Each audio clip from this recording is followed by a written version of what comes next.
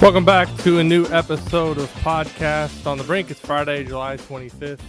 College hoops probably not top of mind for a lot of fan bases throughout the country, but Indiana basketball, it's 365 days a year.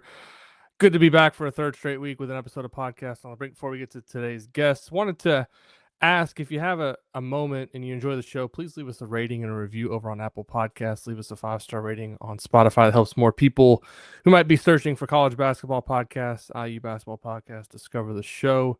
So we do appreciate that support. This week's episode, good friend of the show, Rocco Miller. He was on back in the spring before we knew what was going to happen with the Indiana coaching situation. At that point, I think we had some discussion about the Indiana bubble case for the tournament. Turns out the Hoosiers didn't make the tournament, but we already knew at that point that a new coach was going to be brought in. Hoosiers bring in Darian DeVries, who Rocco is familiar with, covering him a little bit during his time at Drake. And Rocco, I like to have him on because he just kind of has a lot of insight in a lot of different areas of college basketball scheduling. I know he do a ton of work with mid-majors, Brackettology. So we're just going to bounce around and have a fun conversation here on a Friday in July. Rocco, welcome back to the show. How you doing? Also, for those of you watching us on YouTube, you may notice he's kind of here on in a coffee shop, maybe an uncommon location, but having some work done at his house and didn't want to have too much noise. So if you hear any jostling or noise in the background, if you're just listening to the audio version, Rocco's safe. He's just in a coffee shop here. How you doing, Rocco? Audio comes through well for the audio listeners. Always good to be back on with you, Alex. Things are going well overall. Working on a lot. In fact, it's kind of crazy to me, but sometimes I sit back and now we're July 25th. Feels like it was just the Final Four for me because things get super busy each day with numerous phone calls and trying to make things happen schedule-wise. I try to play a hand in all 31 leagues scheduling. In some cases, it's a lot heavier, like leagues like the Missouri Valley, where Darian DeVries started in 2019 as a head coach, and because they need the most help, right? They get stuck and teams don't want to play them. And we're also originally this all started with trying to help those teams get at large opportunities. As we found out in these last couple of selection Sundays, it's not so easy for them to get bids at all. And based on Indiana, where they were last year, at least it's a fresh start. Obviously frustrating. I thought they certainly did more than North Carolina and Texas to get involved. To be included, I should say, for the tournament. But I think we all knew they were right there on the cutoff, and turns out they're like the first or second team out. But fresh start here, and I think everybody's going to love watching the way Darian DeVries coaches in-game strategically and uses his different pieces. So I'm excited for the Hoosiers. Yeah, the scheduling stuff, and we send direct messages back and forth on Twitter in the summer. I'm always asking, like, what are you hearing from an IU perspective? And I think in years past you had some nuggets, maybe not as much this year because it seemed like with Indiana, we kind of knew some of the bigger games that they were going to have on their schedule, and then they just dropped the non-conference schedule all at once. The scheduling piece fascinates me from the standpoint of a lot of programs do things differently. So I'm curious, like at a high level, your role in terms of trying to help facilitate schedules around the country. What do you do, and kind of what are maybe some of the challenges from the high major perspective, and then also from the mid and the low major perspective? Yeah, it's a little bit of everything, but I think for me, like these last 4 or 5 cycles, I've started heavily with the event space. Several events are searching for teams at all levels. Obviously, it starts at the players era now with the 18 or so teams that are going there. And then that's really diminished the marketplace for Power Fives. Like you'll see the Maui Invitational field this year. They do have Texas and NC State and USC, but it's not nearly the names that you're used to seeing with teams like Washington State, Boise State, Arizona State going there. Battle for Atlantis, you could say the same thing, really took a step back with, 2 American Conference teams in that this year and only holding on to a handful of Power Fives in their event. and it trickles down from there. So with the model that we've all been playing by the rules with in the NCAA, it's been either the 28 regular season games plus 3 in your event, or the 29 plus 2 in your event, and that's how teams can get up to their 31 games.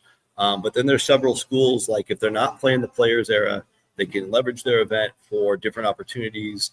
So like in Indiana's case, it's not too uncommon. We got a few examples of this around the country. They'll play a marquee game with Marquette, build an MTE around that. Indiana gets Milwaukee at home, and Marquette gets Little Rock at home.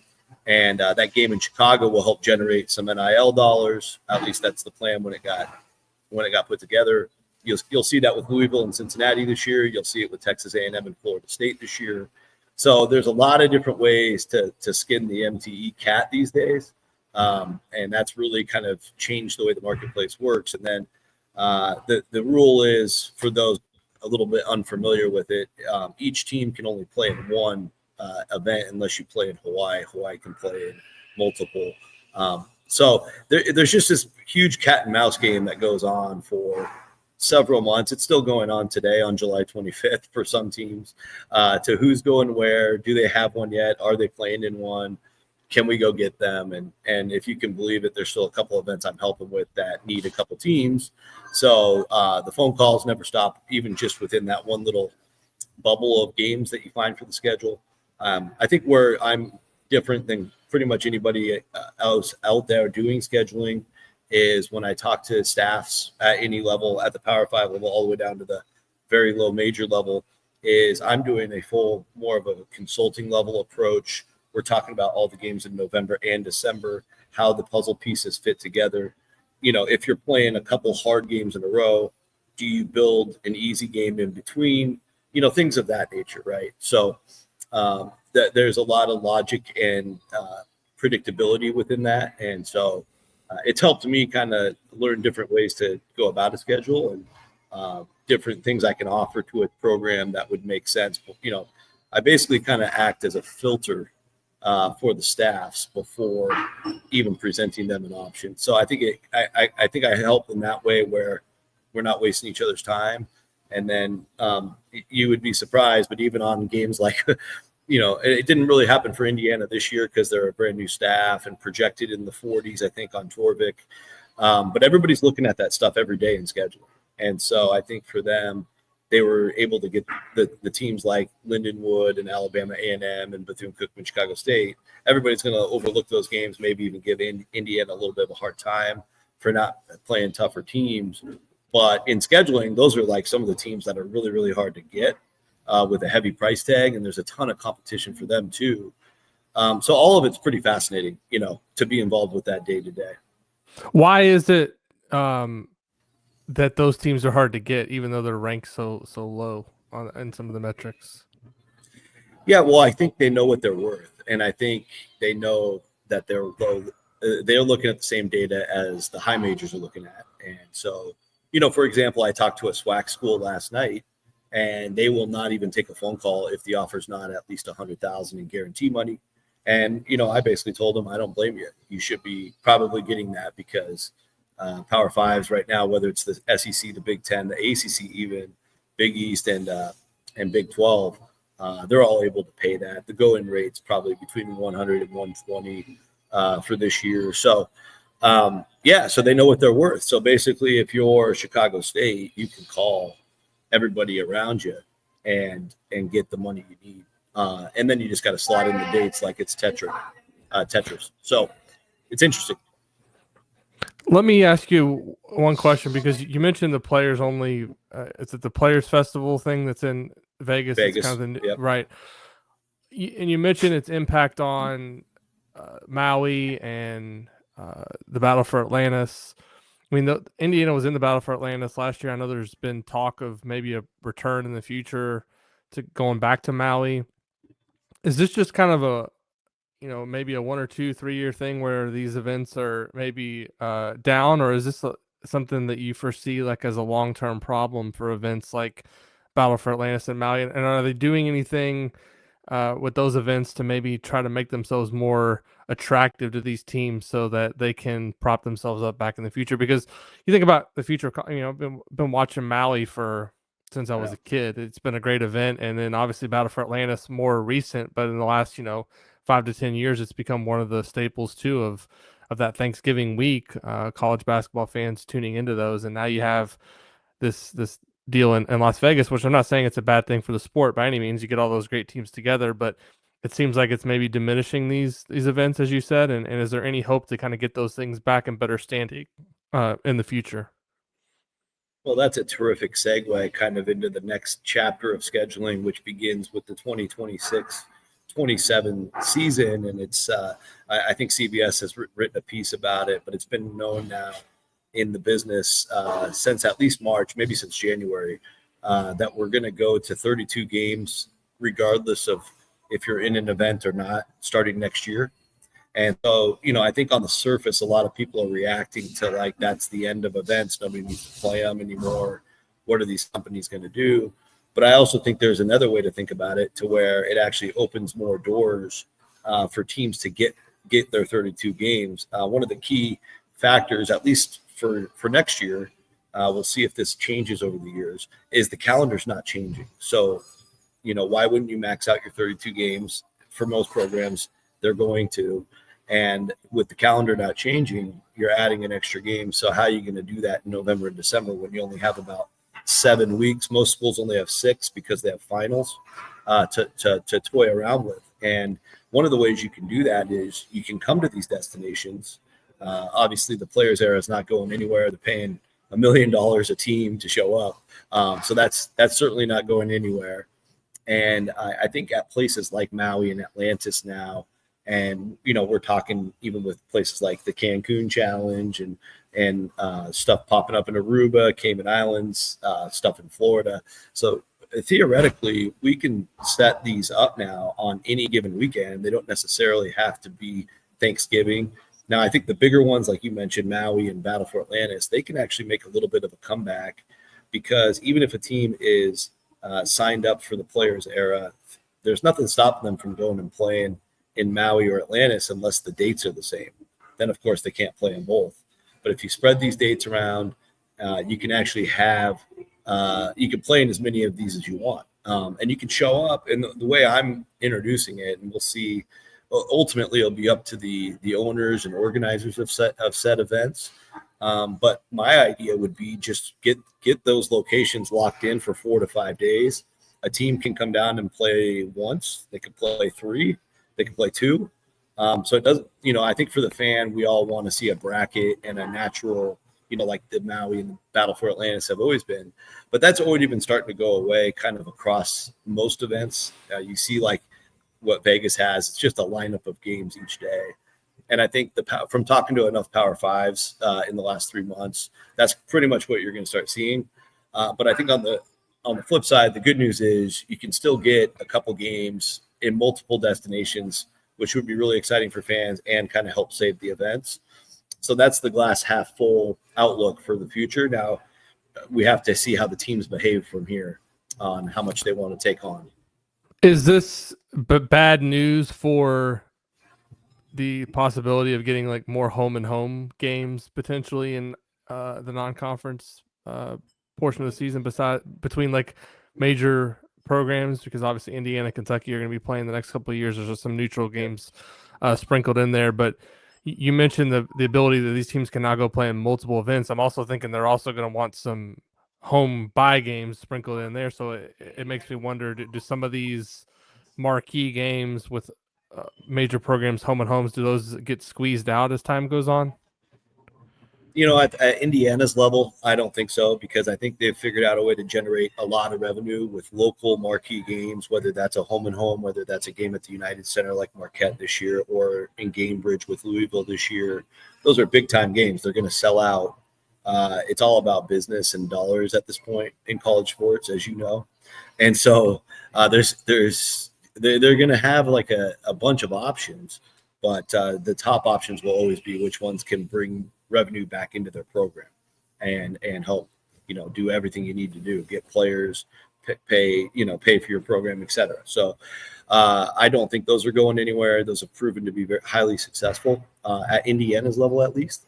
Now, I think when you go down to like a Missouri Valley level and they're having a hard time getting games, this format could actually help those types of teams, A, get a harder schedule, but B, be able to get a couple different weekends scheduled where they can play 2 to 3 games in a weekend.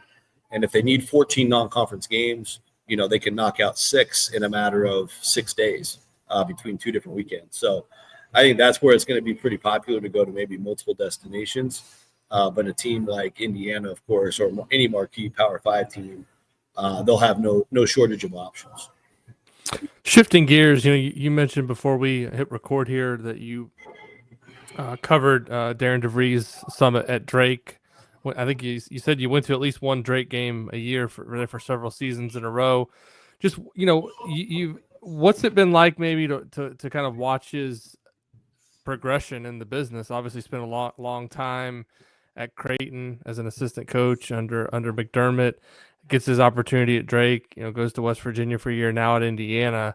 That's a pretty significant climb in the profession from where he started out at Drake and where that program was to now being here at Indiana. Just, I guess maybe a 2-part question.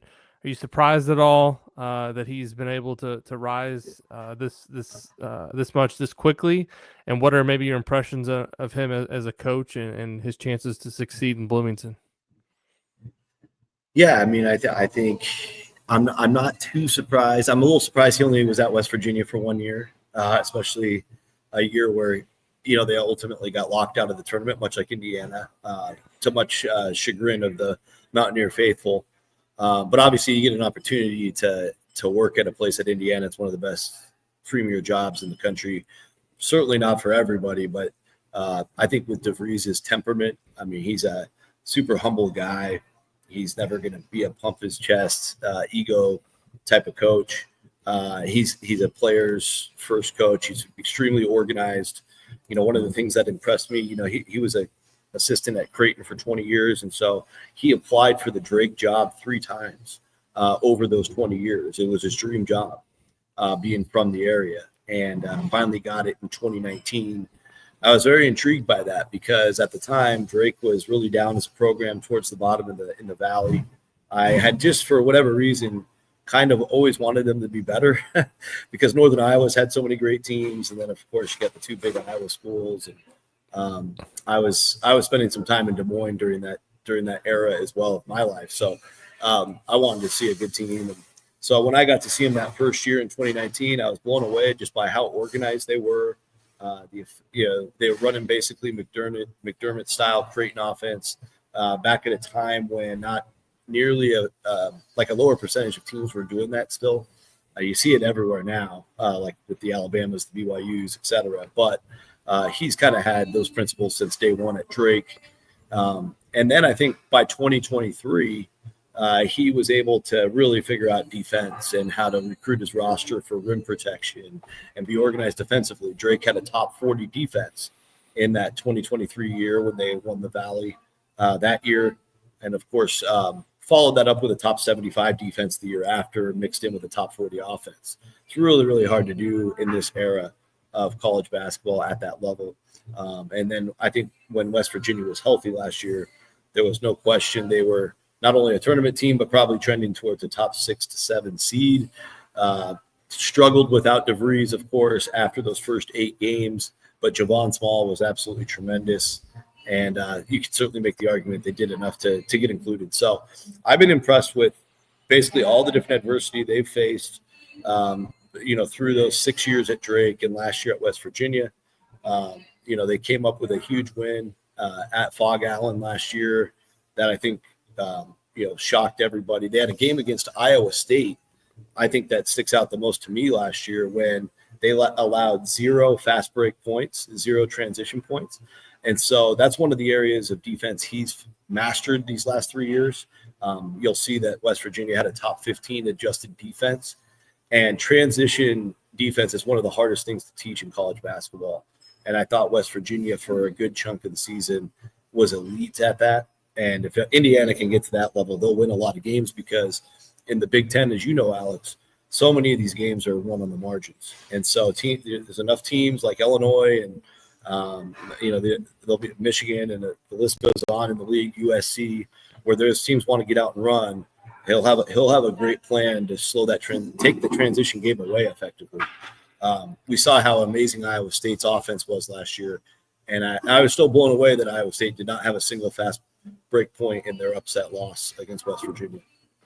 Yeah, I'm curious kind of a little bit more on your thoughts on his temperament, because you mentioned that, that's a big deal at the Indiana job, because kind of going back to Crean, and there was obviously that was up and down situation. If things were going well, his personality was really actually pretty good for the job, because he was able to sell the job and was out there engaging with the fan base. But when things didn't go as well, I don't think he handled that all that well. Archie, to me, came in with a pedigree as being a really solid coach, but he didn't really want to engage the fans in any meaningful way, and it kind of just seemed like he just wanted to coach the team and not do anything else.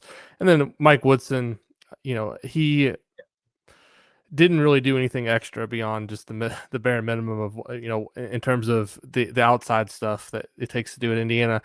DeVries, I think, is going to be interesting because, you mentioned him being a humble guy. I think the thing that's been most encouraging for me, and I've only met him once and had a chance to sit down with him last month in his office and talk for 35, 40 minutes, but he wanted to talk basketball like at a very detailed level, and that's not something that the Indiana coach has wanted to do really recently, the last couple of tenures. So that was interesting to me. And you mentioned him being humble. That was really the kind of the vibe he gave off to me, as well as he just seemed like a normal.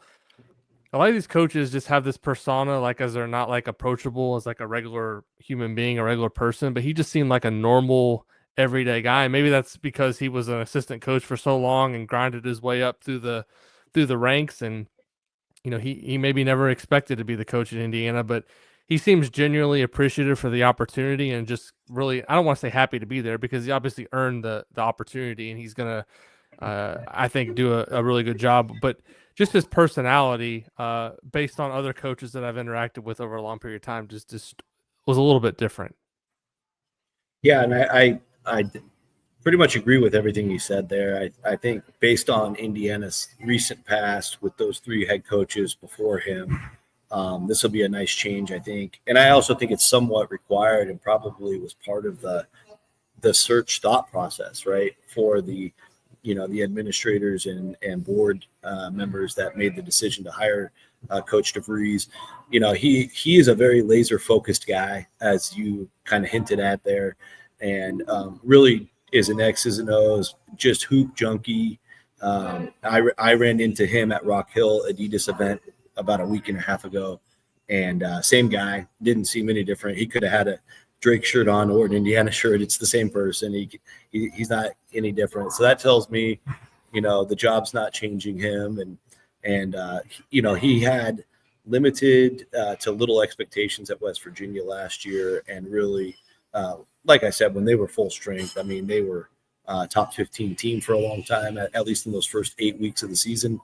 And, if you get a healthy DeVries this year and all the pieces you brought in, I think the kid from, Troy is tremendous. He's got a chance to be a big time player in the Big Ten level. He proved that, I think, in the NCAA tournament against Kentucky. And so yeah, I think they're just going to continue to improve and get better throughout the year. They might have a couple results early that fans aren't going to love, but they're going to learn from that, and they're going to continue to grow. And I think in college basketball, that's the hardest thing to find, is guys who just stick with it and keep getting better. And I think it's also shows up in the types of kids he brings in.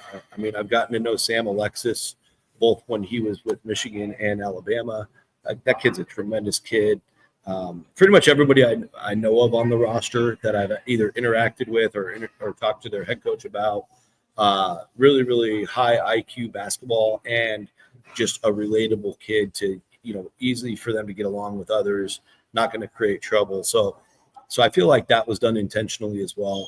So even if, talent-wise and experience-wise, they come across as middle of the pack Big Ten and 42nd in the country, you saw with Florida last year, the teams that gel can really, really push that envelope all the way to the top 10 if it all comes together correctly. So I'm not going to boldly predict that, but I think it is all possible.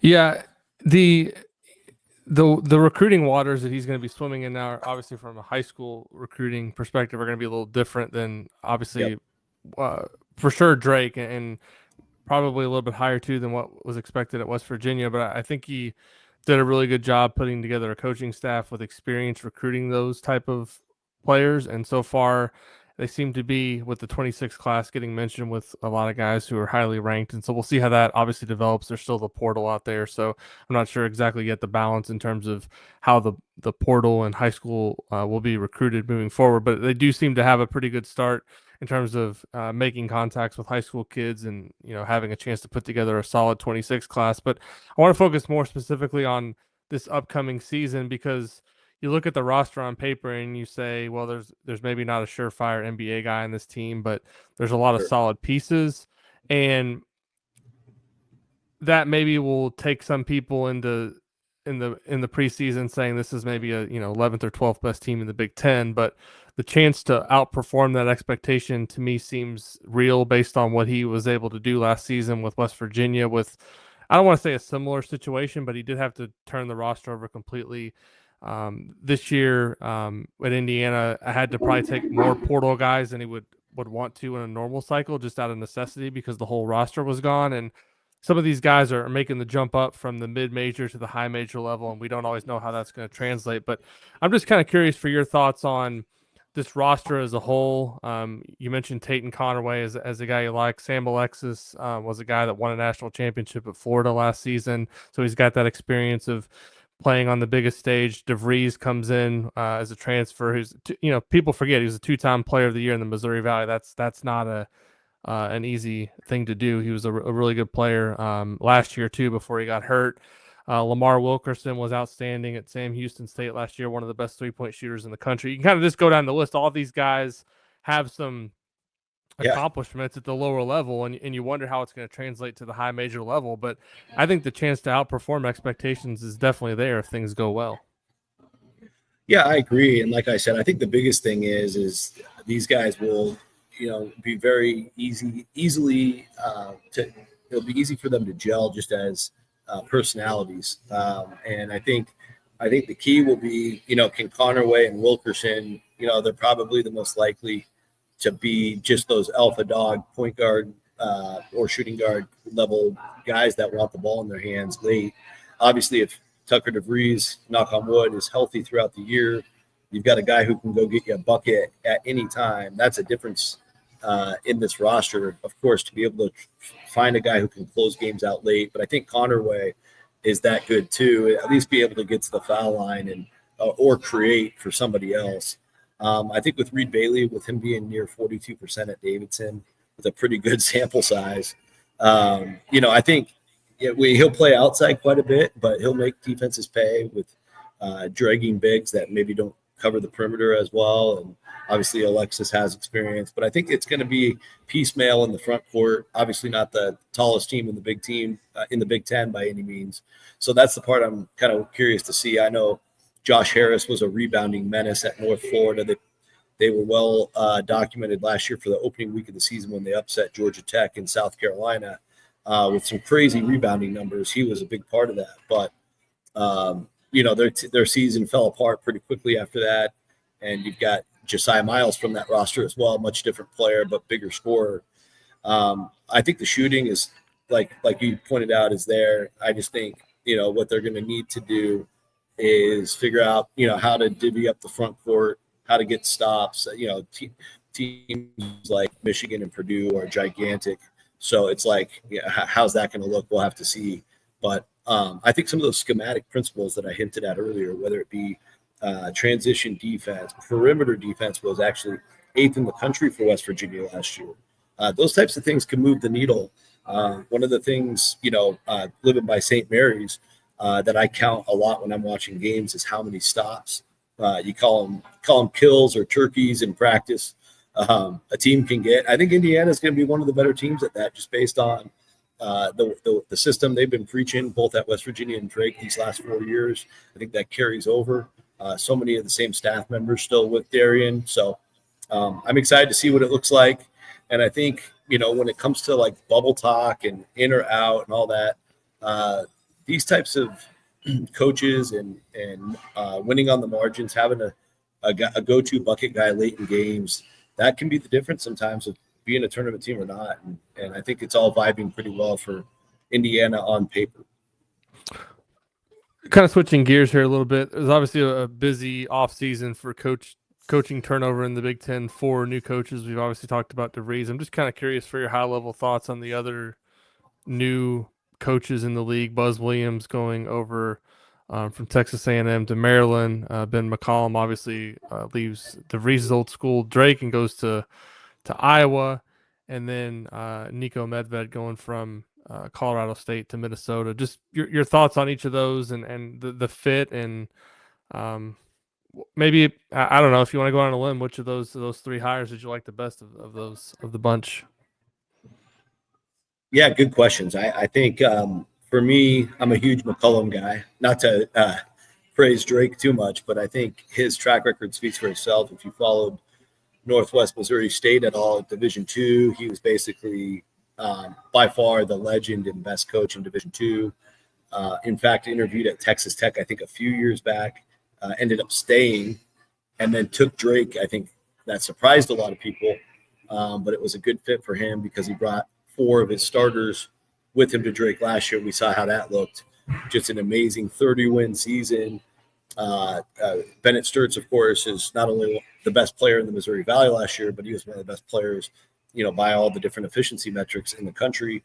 I got to see their win against Kansas State and Kansas City last December, and I think, just with him at Iowa and some of those other glue guys coming over, they got the Robert Morris, his best player, and Alvaro. He was just playing in FIBA, but I just the ability for him to make things happen. And Bennett Sturtz is an extra coach on the floor. They're just going to find ways to win. It's going to annoy the rest of the Big Ten. Like I think when Indiana plays them, you guys are going to be so annoyed playing them. But I just think Iowa's got a very high ceiling because they won't back down no matter what. They're going to win ugly. They won't blow a lot of teams out, but just look at what they did at Drake. I think there's enough in that roster to do it at this level. So he's probably the one I'm the highest on. I think after that, you probably do have to go to Buzz Williams just for his track record. He just finds ways to win. He's got some of his guys in there. Of course, he's got Miles Rice over there, who is underwhelming at Indiana. But I think with Buzz, maybe he has his redemption season. And I don't know. I think Maryland kind of projects as a bubble team. But again, with Buzz's track record, a really good opportunity to surprise and maybe move up a few spots from where they'll be picked. I really like the fit, of course, for Nico Medved at Minnesota. Now, the roster, you could argue, probably not quite tournament level on paper yet, but they have a very good staff, and I think they should be able to build on, any of the ceilings that Ben Johnson hit. So overall, the Gopher program's in better hands. Nico's a great coach. He's done it at 3 different schools so far. Now he's in his dream job, so they'll be taking that very seriously. And we've covered DeVries. Did I miss anybody? Right. Or no, that's it. I'm curious, like from a bracketology perspective, starting out the season, is there any Big Ten team you look at and say this team's probably not going to be in the conversation at all the whole year? I mean, the one I was looking at, like off the top of my head, Penn State seems like they're really kind of falling off just based on the roster turnover. Is there anyone else that comes to mind and says you say, well, this is probably going to be a transition or rebuilding year? Yeah, I would say Penn State's kind of the obvious one, but I'd also say I have some pretty big concerns about Rutgers. Yeah, they had 2, top 5 picks last year, and some pretty good portal ads I would add as well last year, and still really struggled. Now they're inserting a couple more freshmen that are less heralded. I saw Zemo for Bosnia play a little bit, but a lot of the European guys will take a little bit to adjust to Big Ten, and there's just not high-level talent. Tariq Francis had huge numbers at NJIT, but I mean that's a huge jump to the Big Ten from one of the lower leagues in Division I. So Buchanan is maybe the most proven guy from George Washington, but I'm pretty sure Rutgers will land in the 17 spot for me on the projections.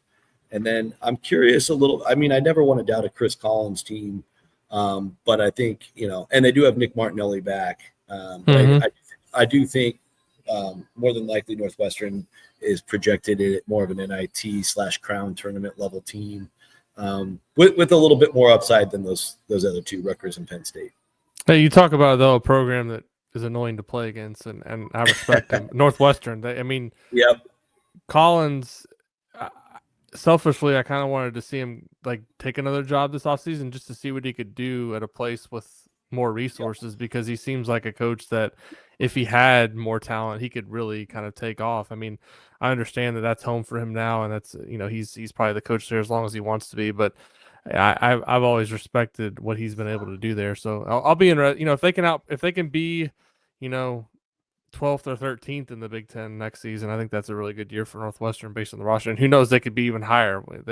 Martinelli is a really good player. He's a potential all Big Ten first team player. So Yep. I think they'll be fun. They're always fun to watch. I mean, again, not fun to play against, I think, for a lot of Big Ten programs, but I think the way they play the right way, and they do maximize their talent. So, yeah, I mean, are you looking at Michigan and Purdue battling it out there though for the top spot in the league entering the season? I think that's the most safest answer. I am pretty high on Iowa to maybe surprise at the top, but it's probably a little too bold for this stage. Want to see what it looks like a little bit more, but yeah, and I think Michigan's really deep and coming off of a great year with enough back, and then obviously Purdue speaks for itself with their guard big man combo in full swing. They were already the number one, I think, point guard big man combo in college basketball last year, and they're both back, Kaufman, Wren, and Smith. So Purdue kind of has to be the pick. They're like a shoe-in 1 seed for bracketology, but at the same time, I don't think they're the most athletic team in the country, and I don't think they're completely unbeatable. But there are a lot of teams Purdue will play that they'll just wipe them off the floor because they're so organized and they're so disciplined, like they did with, I think back to that McNeese matchup in the second round last year, just how quickly that was over because they were just so much more organized, and they took advantage of, those first 10 minutes of the game, they took advantage of about 10 to 12 free layups. They'll have a lot of games like that where teams are just way underprepared. I think the real wild card is maybe Illinois with this upside talent, throwing Stojakovic in there, bringing Boswell back. Obviously playing an electric style that can, they can put 90 on you any night. Illinois might be the real wild card of the league to maybe go from, I'll probably project them around 4th or so, but they could surprise everybody and win it.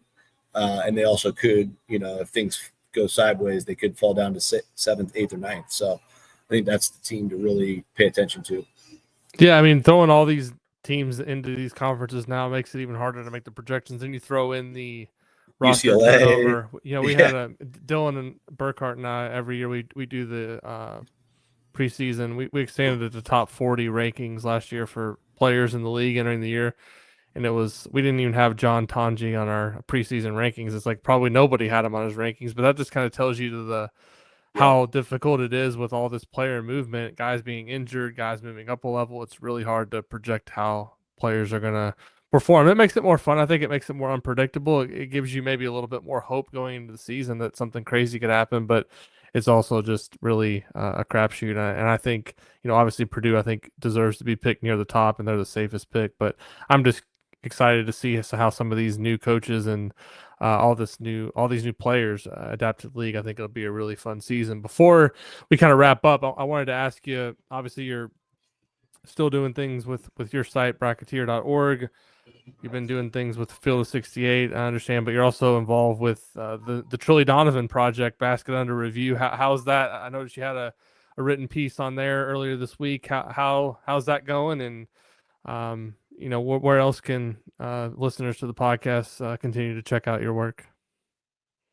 Yeah, no, it's been a blast so far. We just got started on technically July 1st, but it's been in the works for, probably since the end of last season, and honored to be a part of it. There's just tremendous talent on there. 3-Man Weave are doing their stuff, intermingling with different podcasts. Plus they have their own show. Evan Brennan's got his own show that drops, I think, every Monday.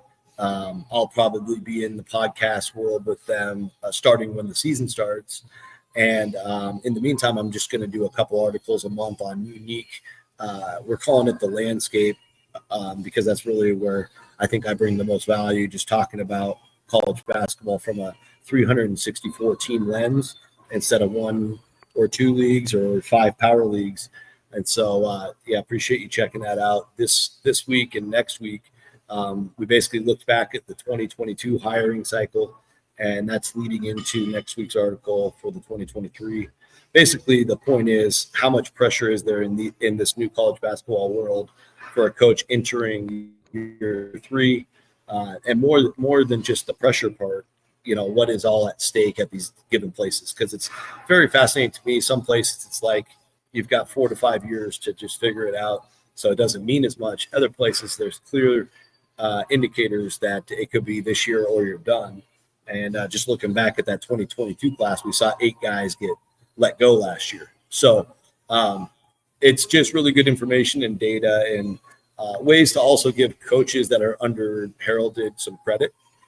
So thanks. I had a few guys reach out, a few head coaches reach out saying thank you for that. So anyway, just really cool to be a part of it. The whole point of the Truly Donovan platform, it's called BasketUnderReview.com, is to basically highlight some of these more, less heralded, but amazing college basketball analysts and, journalists, I guess, for both articles and podcasts.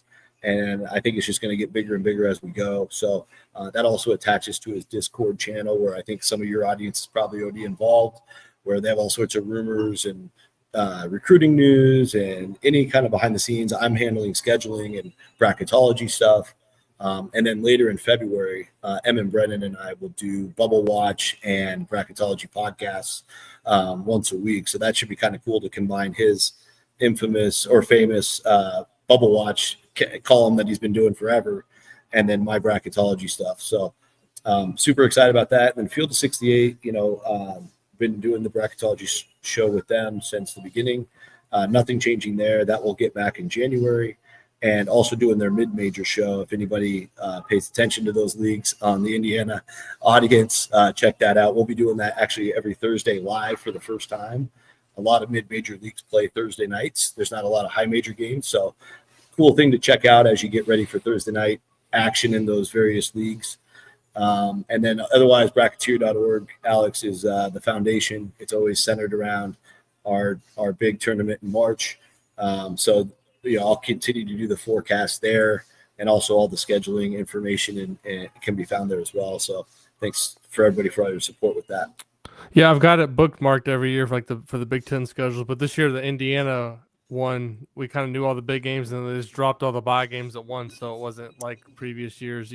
You mentioned maybe one of the assistant coaches kind of handled the scheduling for Indiana this year, so I guess they kind of kept everything under wraps, and there weren't a lot of leaks on those bye games. Those are usually, at least in the years past, it'd be like we'd get like one a week for like all summer, and then all of a sudden we'd know all the games, and then they'd announce it. This year they just kind of went a little bit earlier, gave us all the games, and that was kind of how it worked. So if you get a chance to go over to Rocco's site, and he's got I don't know, I know you have SEC and Big Ten so far. I don't know if you've added any other leagues besides those. Big 12? Big 12 came out today as we record this, so good timing on that question. Okay. And we'll have the by the first week of August, the other 2 power leagues will be available as well, with the ACC and the Big East. So are most of these Power Fives done with scheduling, like for the most part now, or is there still some holes to be filled in here and there? Yeah, there's a chunk that are done. There's a chunk that are still looking for 1, maybe 2 big games. So I'm actually still working on a couple. In fact, one, if we get it our way, would come to Indianapolis. So stay tuned. And then, and then I think it's down to like 2 dates or less, or they're completely done at most places. So you saw Indiana, Notre Dame, for example, are completely done. Marquette's done, etc. So I think Purdue was the first one done, weren't they? Purdue was the first one. Yeah, exactly. So a lot of your in-state rivals / friends are pretty wrapped up. But yeah, just to comment on your point about Indiana this year, I think, it's kind of random for me if I have something that overlaps with them, then I kind of get all of it. It's not like they tried to hide it from me or anything. But if if I have nothing to offer them, I usually don't reach out. So that's kind of what happened this year. So we'll see if we can do something more next year. Good deal. Well, Rocco, thanks again for the time. Good luck with all the various endeavors. We'll be making sure to follow you every step of the way. Thanks for taking the time this week. Appreciate it. Likewise. Yeah. Appreciate all your work as well, Alex. Thanks for having me on. Absolutely. If you enjoy podcasts on the Brink, as I mentioned at the top, please leave us a rating and review over on Apple Podcasts. Leave us a 5-star rating over on Spotify. And we'll be back soon with another episode of Podcast on the Brink.